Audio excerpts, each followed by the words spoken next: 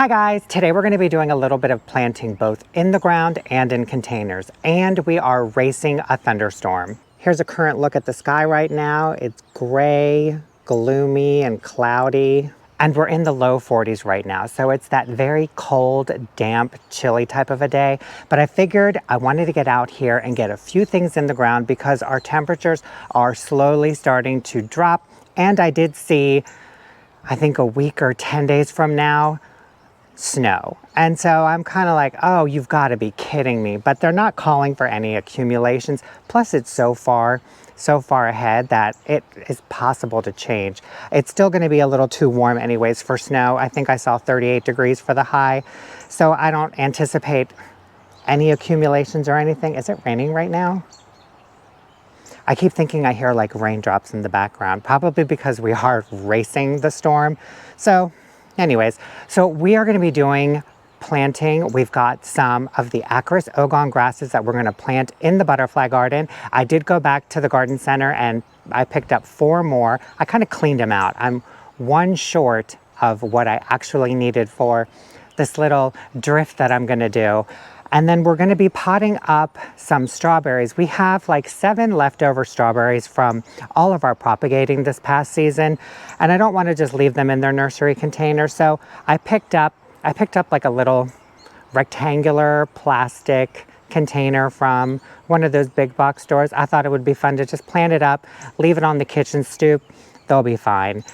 And we're going to be planting up or potting up some ginger. So a friend of mine grows ginger. She harvested it and we were potting it up earlier at her house and she gave me a couple of corms, bulbs or whatever. I've never grown ginger before, but in our area, it won't last in the wintertime. We either have to dig it up and bring it inside or just treat it like an annual and grow it every year, or plant it every year. Because it is a tropical plant, it likes hardiness zones 8 through 10, I think.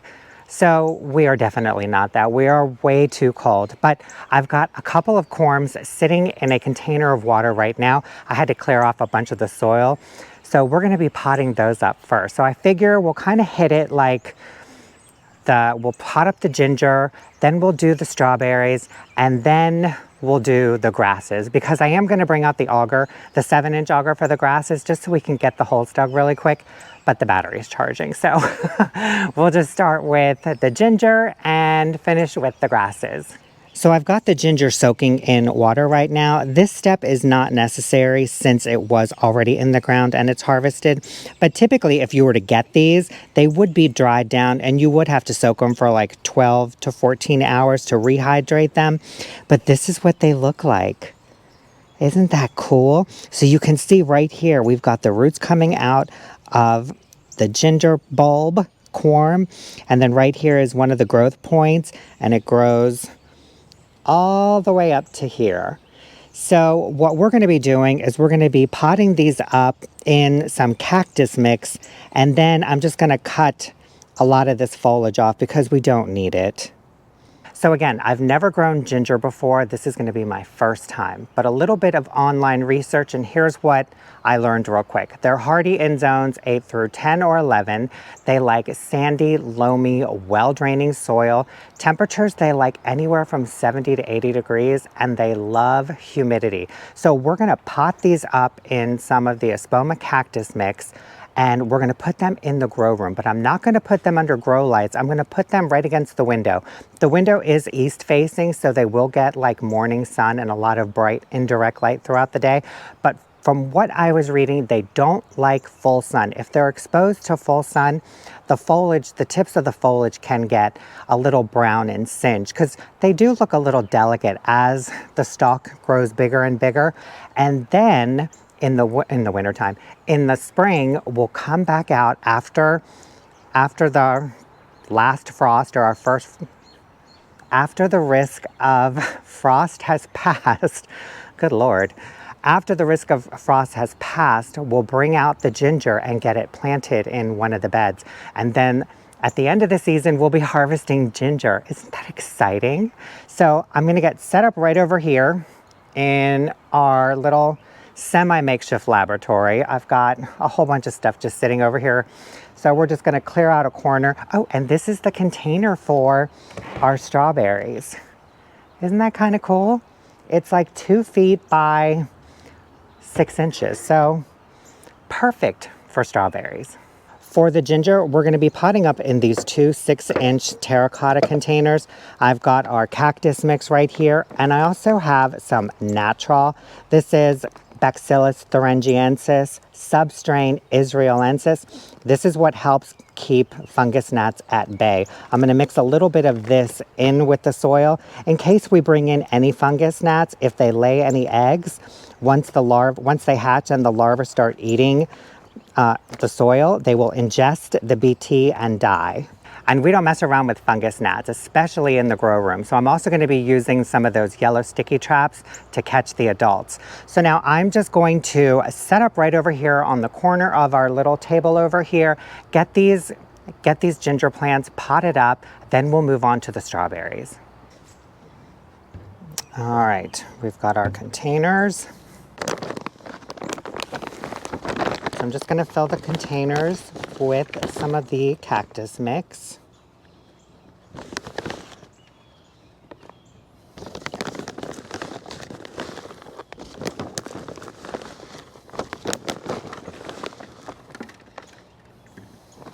Here's a closer look at the cactus and succulent mix. This is what we used when we potted up our citrus trees. You can see it's very light, lofty, and it drains fairly quickly. Now I'm just going to add a little sprinkling. Oops, a little bit too much. Oh well, better safe than sorry. A little bit of the natural. We'll just get it mixed up in the top layer. Okay, so I've got our 2 ginger plants right here, our corms. Put one here. So all I'm going to do is bury it 1 to 4 inches deep. That's what I was reading online. So I guess we'll figure out, or we'll find out in a little bit. So I'm going to just place it down here with the growth point up and the roots pointing down, kind of like we're planting bulbs. And then I'm just going to, well, let me get it in a little deeper than that. There we go. Then we'll cover it up. Now I'm just going to take my pruners and remove a bunch of the foliage. So now that we have this all potted up and trimmed back, it can focus all of its energy on root development, and it doesn't have to worry and stress about supporting all of that excess foliage. So now let's move on to the second one. I'll bring you in a little bit closer for this one. So we're just going to make a well about 3-4 inches deep.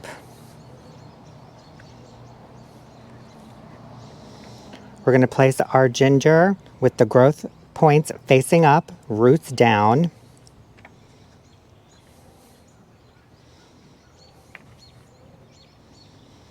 Backfill it, get it all nice and snug.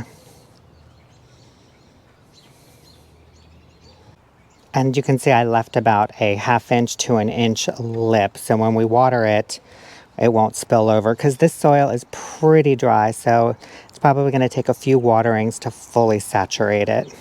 All right, I'm going to take these and set them right down here on the patio so we can water them in and they will have time to drain.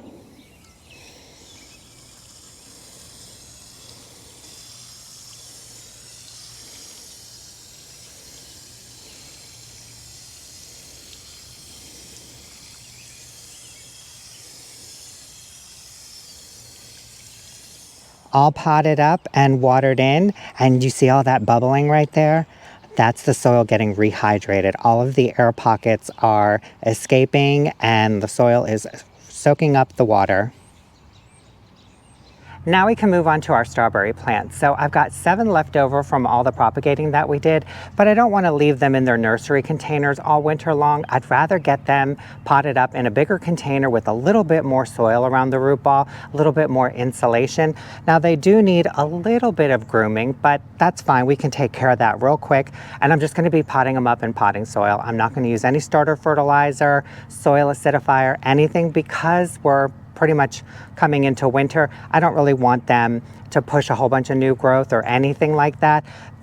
The potting soil will have more than enough nutrients to get them through winter, and then in the spring when they break dormancy, we can come in and give them a little bit of fertilizer and acidifier and get them all ready for the season. A little worse for wear, but we can fix that up with a little bit of grooming, get rid of all of these dead leaves, and get them potted up into our new container. I've got our potting soil right here, and the only thing really about planting strawberries is you don't want to plant them deep. You want to plant them a little bit high so the crown is above the soil line. And I'll show you close up with our first one where the crown is and where the roots are. First, let's get our container filled with soil.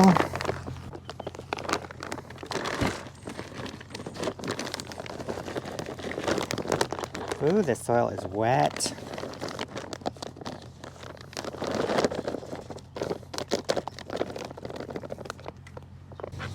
Need to get a little more.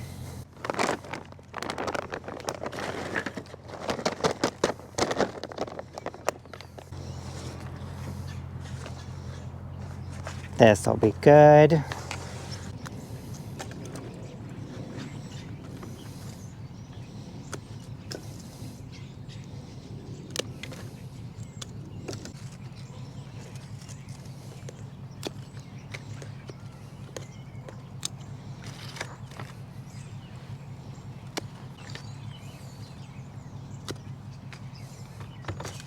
Wow, you clean up all of that dead foliage and look how tiny the plants actually are. So now let me show you the crown of the plant. Ooh, look at the roots. They look good. Okay, so right over here, right where you see where the soil line meets the plant, that's the crown. It's right where the stems start to come up from the plant. Everything below the crown is the root system. You do not want to plant the crown deep. If you plant it too deep, you could potentially rot the plant out and kill it, or it will never fruit. So you just want to make sure you plant it a little bit high. If you're unsure, plant it a little bit higher than you feel comfortable. So all we do is just make a little well, get our plant in there,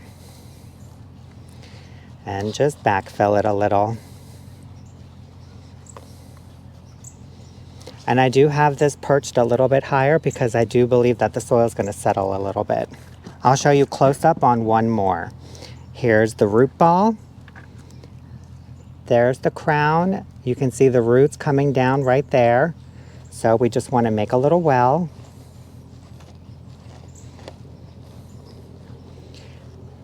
And just get our plant snug in the soil. But you can see I'm leaving it a little bit higher than the soil line. And all we do is just backfill it a little. And then we're just going to continue on.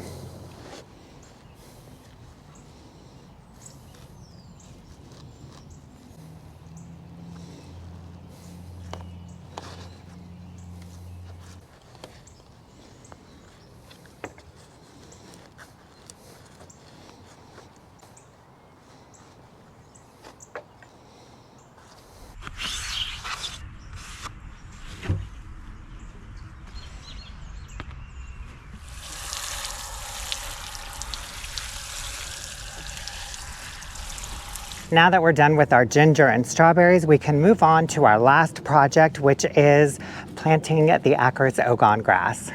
So I've got it all laid out right under the dogwood tree. So this is the scarlet fire dogwood that we just recently planted, and I thought it would be really pretty to come in here with a little drift of the Acorus Ogon grass and look at it.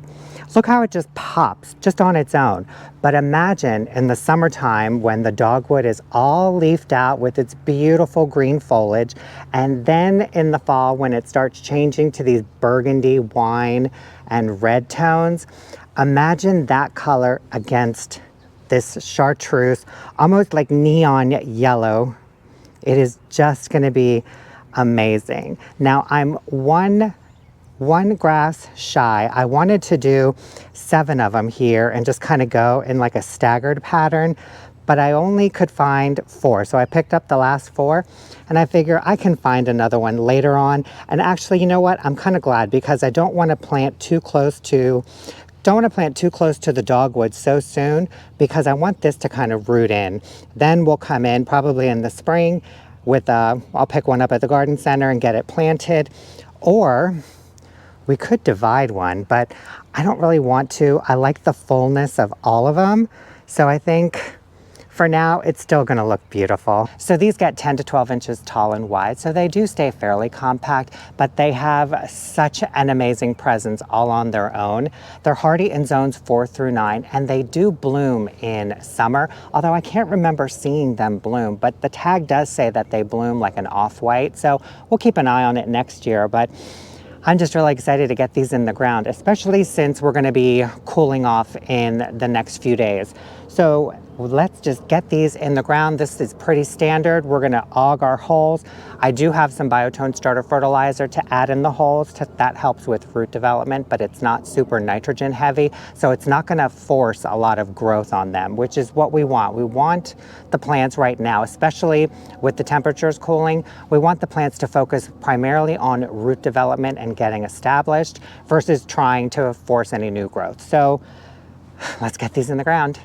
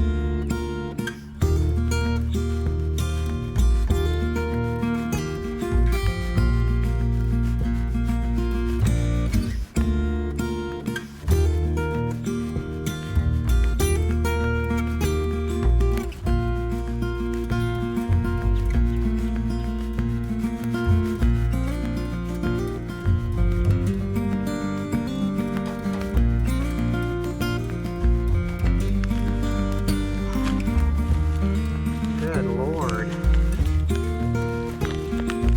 Unclench.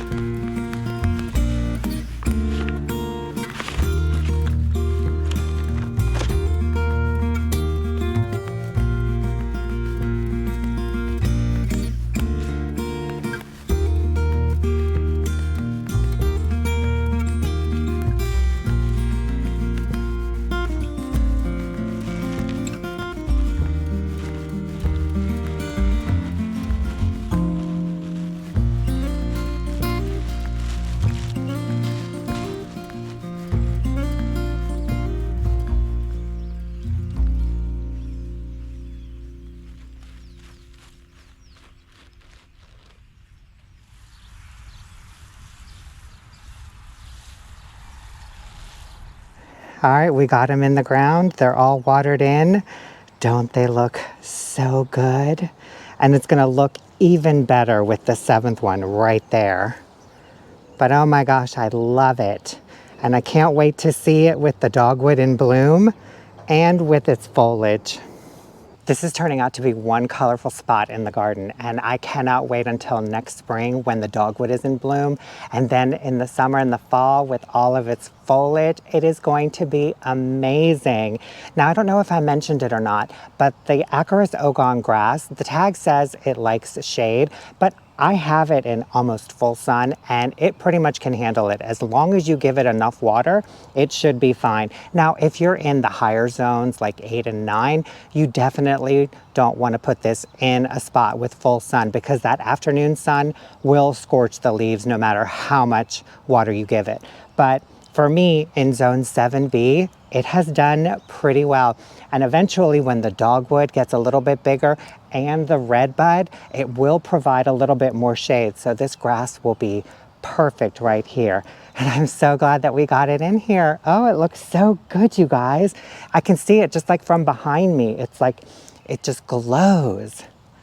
Oh, I can't wait till we get the 7th one in. Oh, what a great day. What a great day. Even though I can feel that the rain is starting to come down now. I can feel the little sprinklings, but it was still fun to get out here, get our ginger potted up, our strawberries potted up, and get those in the ground because they just look amazing. And you guys, that is it for our video today. Thank you so much for watching. I hope you enjoyed it. We'll see you in the next one. Bye.